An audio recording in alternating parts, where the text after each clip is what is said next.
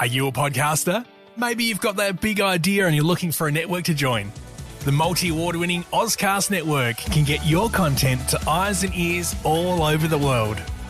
Join now for the first month free, and you could be featuring this sound at the beginning of your podcast. Ozcast. Simply head to ozcastnetwork.com for details.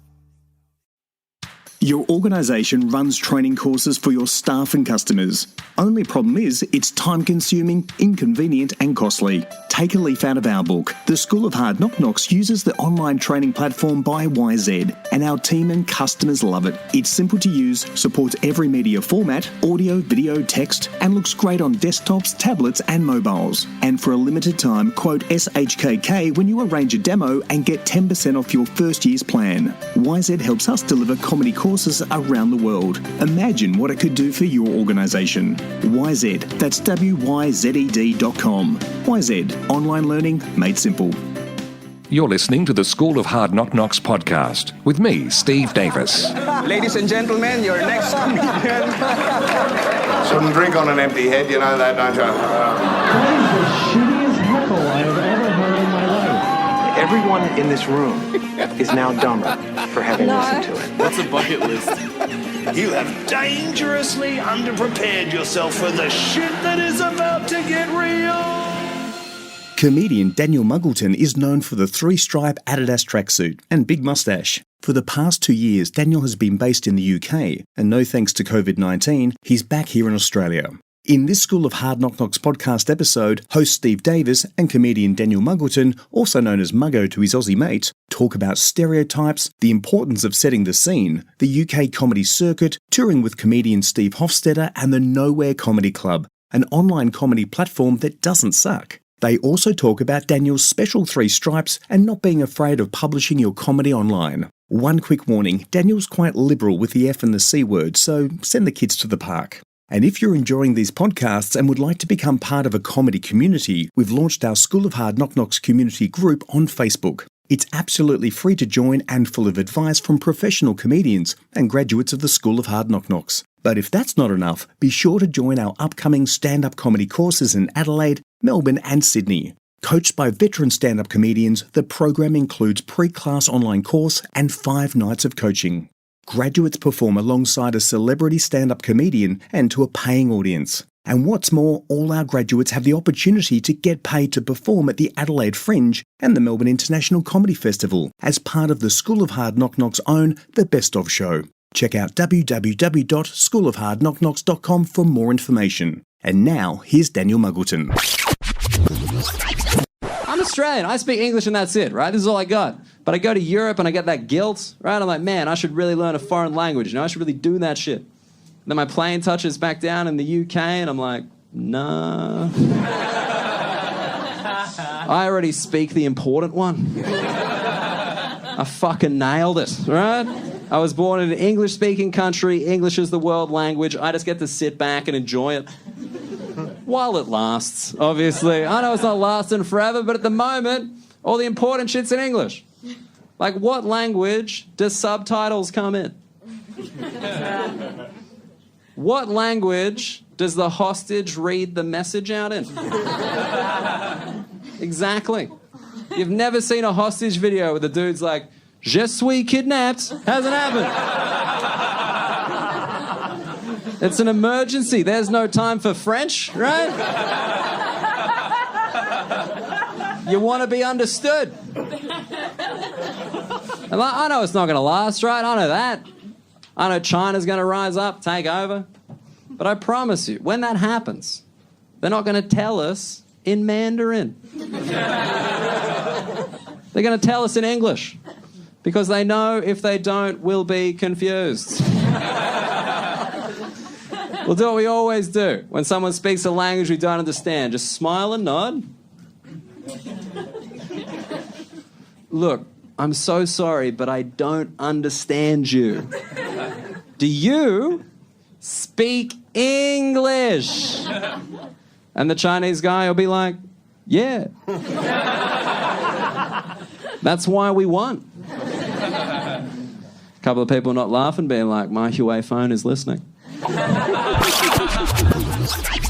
Daniel Muggleton, welcome to the School of Hard Knock Knocks podcast. Thank you. Thank you so much for having me.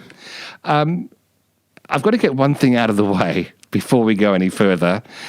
Did you get bullied when Harry Potter came out because you're a muggle? No. Luckily, it was quite a popular book series, so people found it very impressive. They kind of associated me with it in a positive way as opposed to associating me with it in a negative way. Did you milk that for all it was worth? I mean, I genuinely don't know what it's worth. Like potentially like some very nerdy hand jobs. I don't know. I didn't really go for that. Sorry to use like hand job with milking in the same imagery. That's a bit much. That's a bit heavy for early on. But no, it was fine. I got a lot of nicknames. It's Australia. No one says your full name. Like Muggle was there, but Muggo was shorter. So that was probably used more often. Now, the other thing there are just two questions you've got to ask when you've got you on the podcast. The other one's to do with tracksuits. And, you know, you're quite well known for the red Adidas tracksuit. The big moustache is your brand. You've got a blue one on today. Correct. So I've got to have a question. Do we have a brand identity crisis? And also, how long did it take you to settle on this pretty fine get-up? The tracksuit. Well, the moustache is, that's just a face balancing device. I've got very thick eyebrows, so if I have another one above my lip, it actually balances it out quite well. You know, that's why I can't wear the mask, because it'll just look weird again. You know, it's like it's very important. You could see like the imprint, like the outline of my moustache through a COVID mask. I think, like a bulge. You know, I think that'd be kind of the vibe. It would look like COVID was sneaking out around the side of your mask, wouldn't it? Exactly. It's not airtight. That much I know for sure. Actually, can I just help you with something on that, though? I just got fitted for hats for the first time, and the milliner, who's been doing this for 30 years, said the secret to wearing hats is exactly that, balancing the shape of the head and the features. So you've nailed that. Is that instinctive insight that you've had just come naturally? I mean, it came quite naturally. Like, and I shaved it once while dating my fiance, and she was like, "Never again. That's unacceptable." Yeah, I mean, if you have facial hair, like your face is not a top shelf face. You know what I mean? Like you don't. The Mona Lisa doesn't have a moustache. You don't cover beauty. You cover ugliness, which is what I've tried to do. Very disfigured top lip, horrible. But the tracksuit thing, I don't just wear red. I wore red the most probably, but I got about 6 of them, and I choose which one I wear based on the terror level that day. So right now the terror level is quite low. When I was in the UK, the terror level was quite high. So red tracksuit. Right. Well, we've got to have some sort of compass in life, so that sounds as good as any. And are you a Adidas or Adidas pronunciation person? I've heard it used both ways. I say Adidas because the German guy who made it was Adi Dassler, and that's why you pronounce it Adidas. All right. Adidas is a bit weird. Adidas is American, I think. I think it's the American way. And fuck them, man. I'm not taking guidance from them anymore. I'm Team China. Let's go. All right. Well, yeah, especially when you're in your red. Absolutely. I wanted to ask that because you lived in the UK for 2 years and you pick up the European pronunciation often when you're there versus here. And I watched some footage of you in some of the gigs you've done over there. And in the one that I saw in particular, the hot water, I think hot water was called, there was this lovely moment at the beginning where they were getting the cut of your jib. There was a hesitancy and you're feeling each other out, and then they warm. Is that something that's just you, or is it something about an Aussie being in a UK crowd? There is this sort of feeling each other. This is getting awkward now. Feeling each other out. That takes place. No awkwardness at all. We're feeling each other out right now. Well, yeah. I feel very comfortable doing that. No, so the hot water gig was actually when I'd first gotten there, and I didn't have as much to kind of address the fact that I was an Australian person in the UK. I had to kind of double down on that when I started wearing the tracksuit, because obviously wear a tracksuit in the UK, they think you're just, some poor British person, essentially, or a grime artist. Like, there's really only two options there.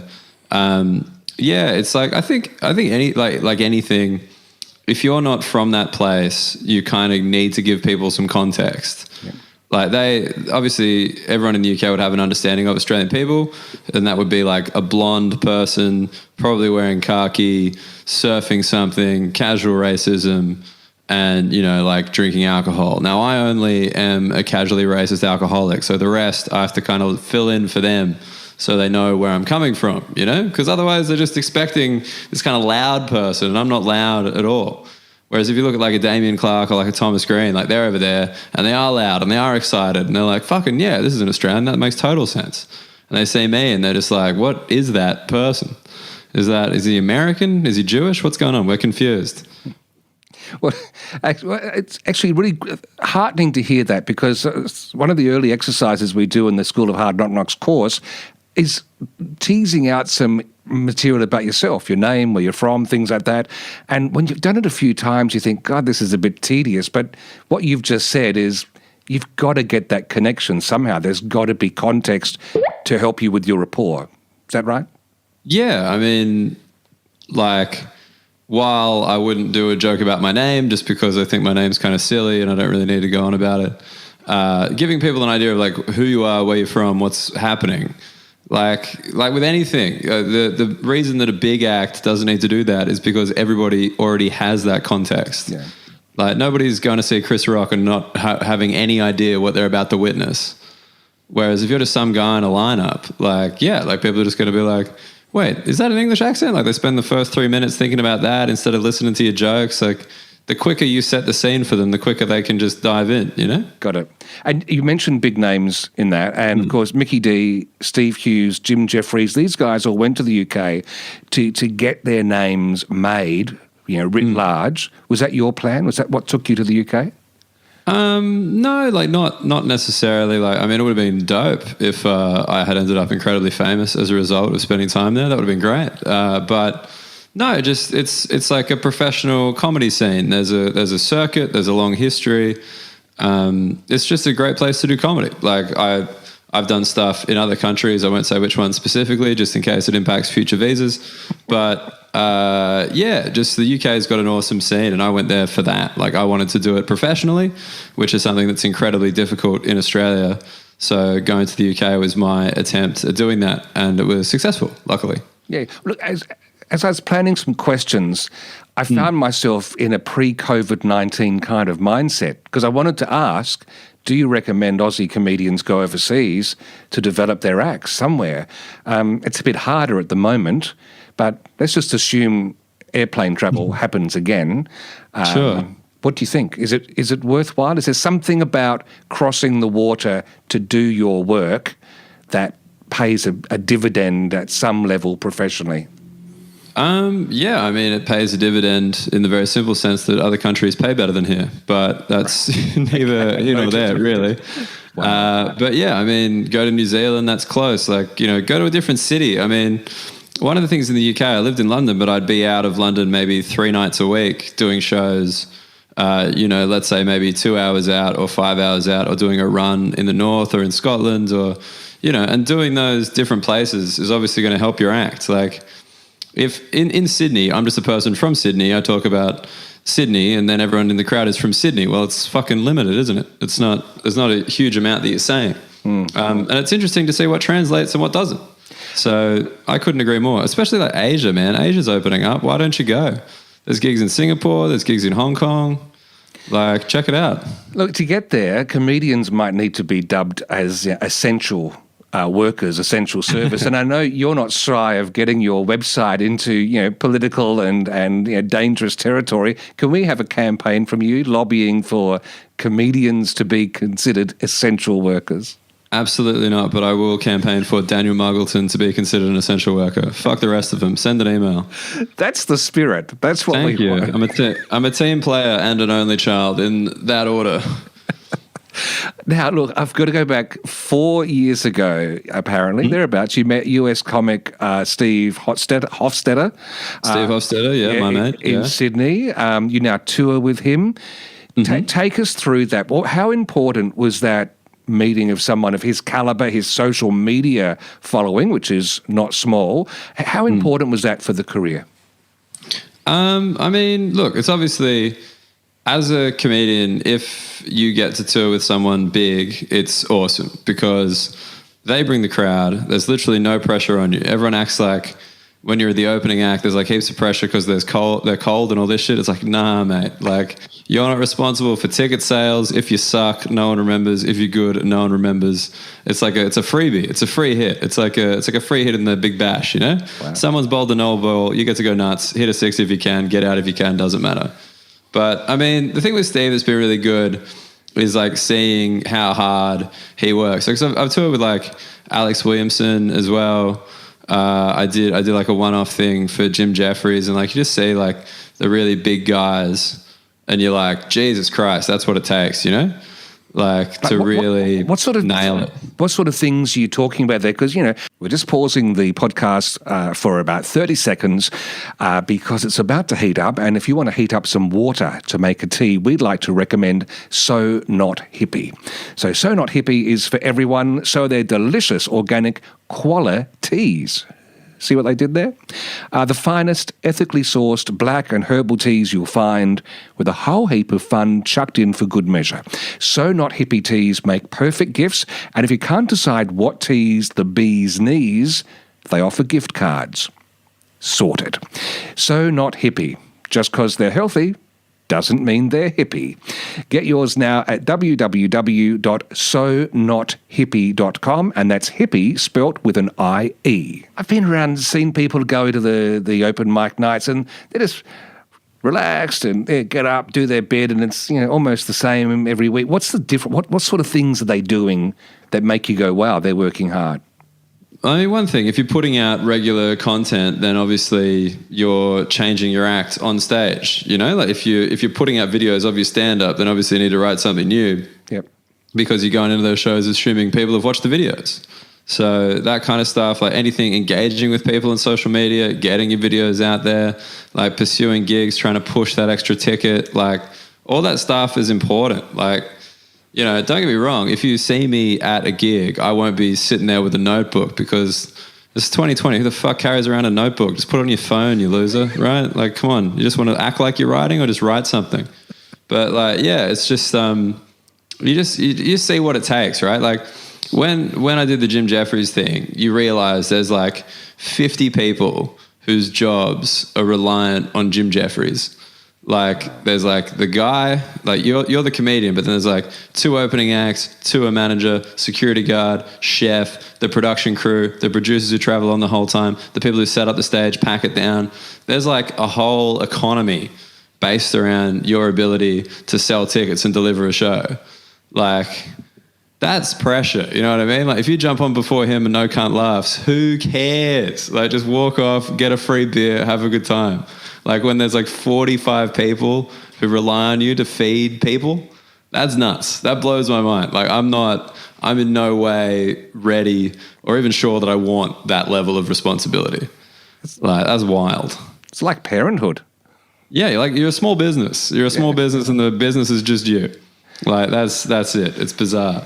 But Steve's been great because, yeah, like especially just during COVID, he's done the Nowhere Comedy Club, which is like all Zoom online gigs, which is why, you know, my mic sounds good and all that stuff. Like I've got the full kind of at-home setup now. Yeah. And like that's been the way that I've made my money for 4 months. And that's just, you know, he's a good guy. If you do well and you're funny, he'll sort you out and help. And, you know, I'm grateful. It's you can't not be. All right, well, let's go behind the scenes, though. I mean, working with someone like Steve, an American, was there a culture shock? Is there something different about that American psyche and sense of humour and just their DNA that challenged or changed stuff you did? Not really. I think I'm kind of a weird case. Like when people talk about Australian stuff they used to watch as a kid or like just even like just TV shows in this country, like I generally haven't seen them. Like I'm not particularly Australian by any stretch. No, when I was working with him, it was mainly just, you know, kind of how on the ball he is, like making sure everything's always set up properly. Like he records every single show just in case something does happen. Like, you know, get to the thing early, make sure everything's set up, make sure like you're responding to everything before you get there. Like in terms of the actual content, not so much. Like, I mean, when I came back, it was a little bit of a culture shock because in the UK, I was talking about Australia and the UK, like from a foreign perspective, right? Australia foreign for them, UK foreign for me. Whereas when you come back to Australia, you're kind of talking about here as a person from here to people from here. And they're kind of like, why the fuck are we listening to this dickhead in a tracksuit, you know? Whereas in the UK, like he must be some kind of expert. He's great. He knows. He's from there. He gets it. Yeah, at least we've got the bond of Commonwealth to sort of tie the sinews together. In America, though, I imagine, did they laugh at different stuff? Yeah, I mean, I've never performed in America. On Zoom, on the Nowhere Comedy Club, all the audience are American, generally. And like they laugh at mostly the same things. Like they might not have as much of a working knowledge of the UK and Europe as like some of my material recently would have implied. But like when you do the stuff that I do, which is like just generally talking about whatever's happening at the moment, like people get that. Like, you know, everyone's heard of the Me Too movement. Everyone's seen commercials from companies aligning with social justice when they're just trying to sell shit. Like everybody's seen these things, you know, everyone's experienced racism. Everyone's seen, you know, everyone's judged someone. Everyone likes it when an Australian says the word cunt. Everybody likes it. Like that doesn't disappoint a single person.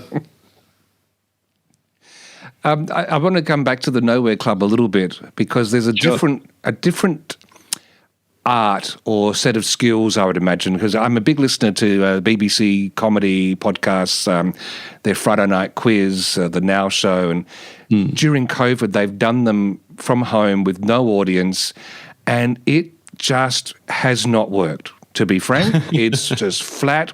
They start with all this indulgent stuff about their hair growing and all, you know, all that rubbish. What have you done with the Nowhere Club to make it work? Are there things you can share at this point? I know you're going to keep some of them close to your chest because you're the only child and a team player. Well, I mean, I take zero credit for the Nowhere Comedy Club. That's Ben Glebe and Steve Hofstetter. I'm just lucky enough to host shows regularly and do a weekly show with Steve and having done a couple of headline shows myself. But just like anything, what they did was they put effort into it. Like there's so many shit comedy rooms and then there's good comedy rooms and it's like, what's the difference? And it's like, well, the good one takes all the different aspects seriously, whereas the shit one's just like, oh, she'll be right, you know? So they've got bouncers, they've got explanations about how you should have your mic volume, like turn your microphone volume on, like everything to optimize the experience, like pre-show music, a couple of video intros that explain to people how to participate in the show, what might happen, why they might get muted. They've got people checking the chat to make sure if there's any complaints they can address them quickly. It's just taking it seriously. That's all it is. And yeah, I mean, I haven't listened to any of those BBC things. I mean, I didn't listen to them in the UK. I couldn't give a shit now. But I mean, yeah, I think a lot of the time with these shows that have been used to the studio and used to like kind of everything being maximized, you know, like a studio audience is like absolutely like every person is like told to be hyped and like make the show seem good. Give as much of an illusion as possible that this is fun. Whereas like a Zoom comedy show, it's people in their living room. So like they're starting way below where they'd be in a comedy club. And so you just got to, you know, work hard to bring them to the level where, hey, you got to enjoy this out loud too. Like this is still a conversation. Yeah. What about doing it from home? Are you allowed to sneak a drink before you go on? Are there strict rules about no alcohol till you finished your comedy? God no. What are you talking about? What? Perform sober? What am I, a pilot? Come on. Like, honestly, the weird thing is though, because it's American time zone, I'm generally hosting at like 11 a.m. I've done shows at 10 a.m. in the morning. It's like Edinburgh Fringe, man. You just like wake up, first words you say are into a microphone. So it's weird because I'll be hosting and then I'll be watching the headliner eating cereal. It's very, very bizarre. Like it's weird. Now that I'm explaining it to you, yeah. I'm like, shit, that's a weird thing to do. Whereas in my head, I'm like, yeah, that's normal. You know, have my coffee before, breakfast during, do a little sign off, and then I start my day. But yeah, it's been good. Like people have shit on Zoom comedy shows because just like everything, it's the most visible ones are always the shit ones, you know? That's the ones that everyone's interested by. Whereas like I haven't had a bad experience on Zoom. It's not as good as in the room comedy, of course not, but it's way better than nothing. Yeah. Like way better than nothing. It's like a sex robot, you know? It's not as good as the real thing, but it is far better than nothing. Do you mind if I take your word on that? Sure, absolutely. Dude, right. If you don't have the cash, you know, in the future. All right. We'll work up to it. Talking of working up to things, the comedy special you filmed in the UK, Three Stripes. Yes. What was that like? And when did you know it was time to do something like that? Is there any sort of marker or something that happens that says, yep, I'm ready to do the comedy special? Well, I'd done one here before I left, which was released very traditionally. Like a US production company bought it, and then it took a while, but it got on Amazon and all that stuff. And then I was very fortunate the ABC bought it off them to show here at the end of last year. But like that was filmed in like 2017, I think in October. Yeah, it must have been like that. Maybe even earlier than that. No, that's right, 2017.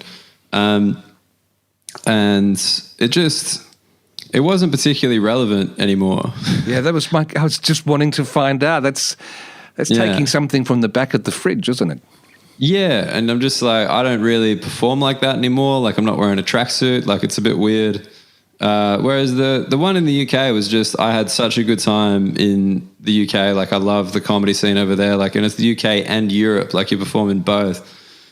And I just wanted a record of those jokes performed to the crowd that they were intended to be performed to, you know? Like, I can do those jokes back in Australia and they go fine, but when you're talking about hating Belgian people, like, you really need some British people to feel it in their bones, you know?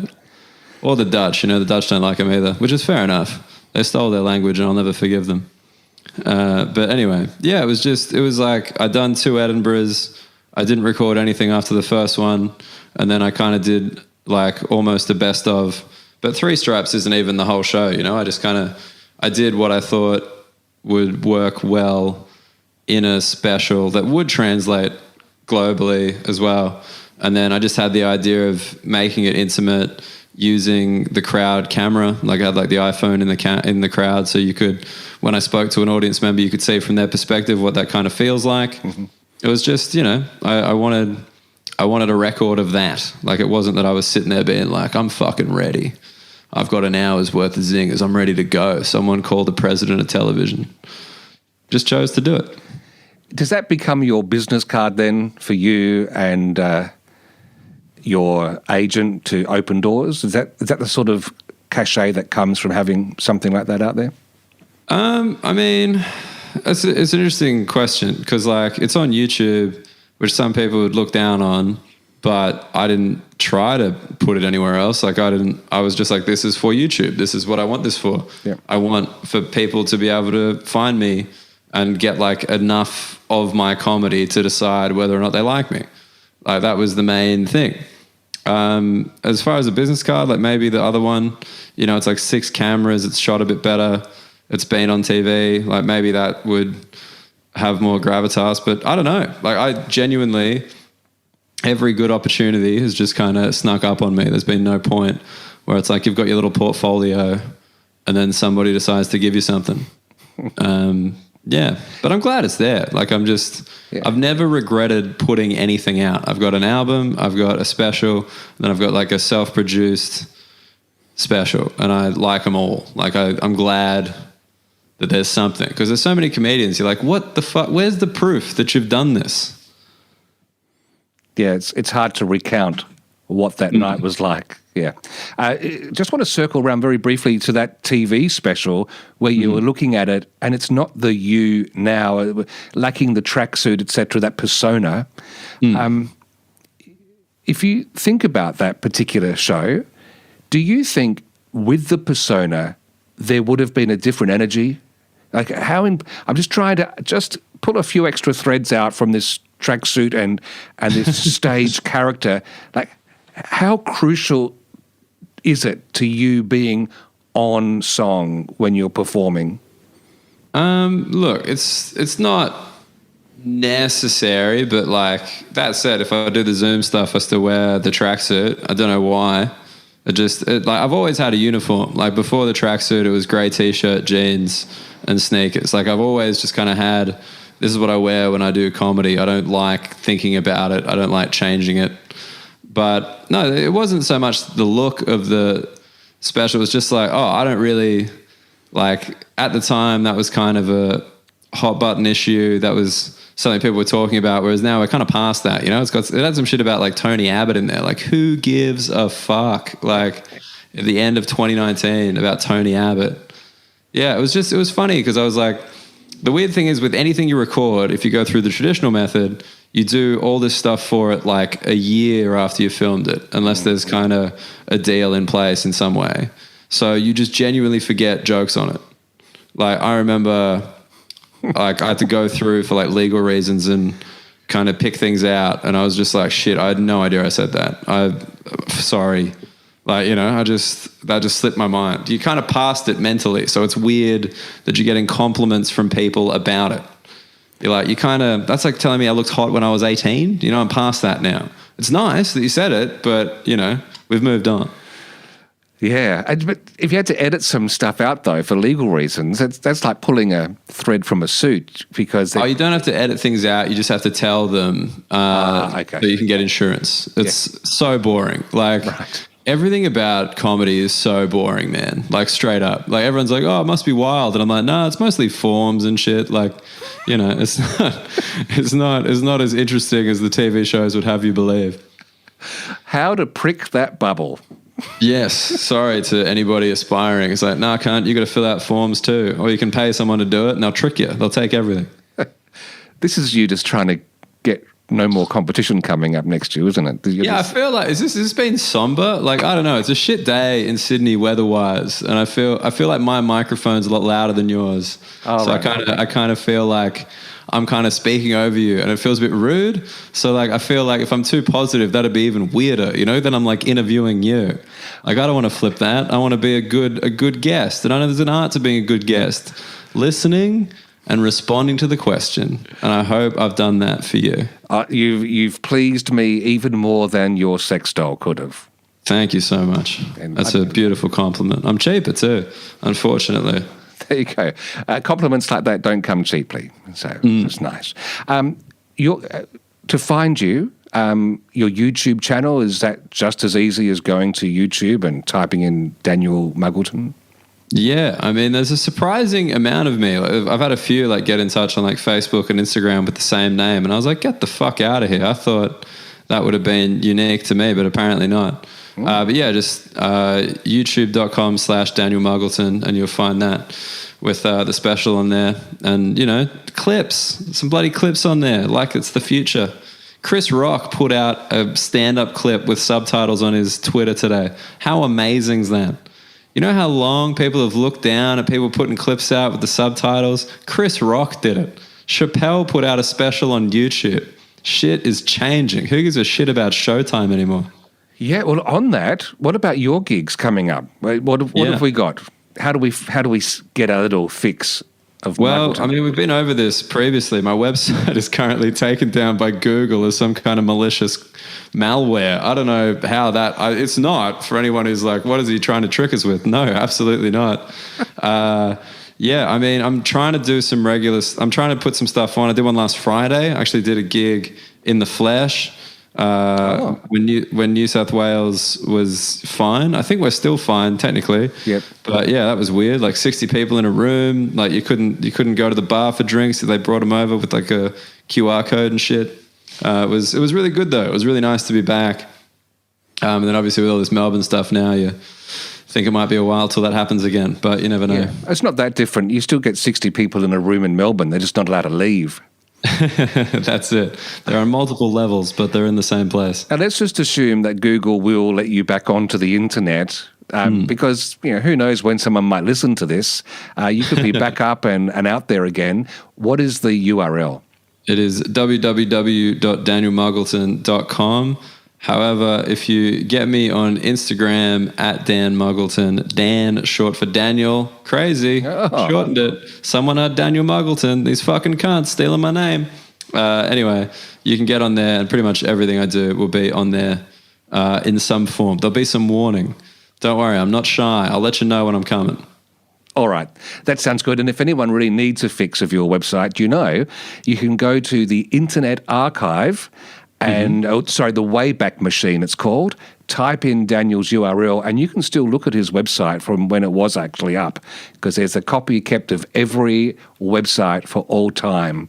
No fucking way. You're telling me my blog spot that contains some embarrassing teenage poetry exists? Yeah, I've actually held back from asking you questions about them because I want to be the good host as well. That is so terrifying. I hate that. I hate, I've loved the interview. You've been amazing, but I hate that I know that now. That's such bad news.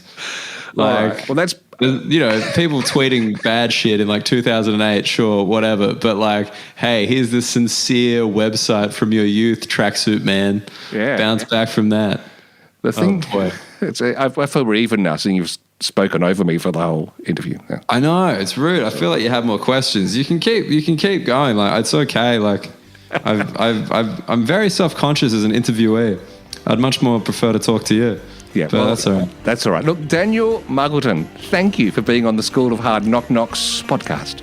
It's a pleasure. Keep doing comedy, guys. It's perfect. All the forms you could want.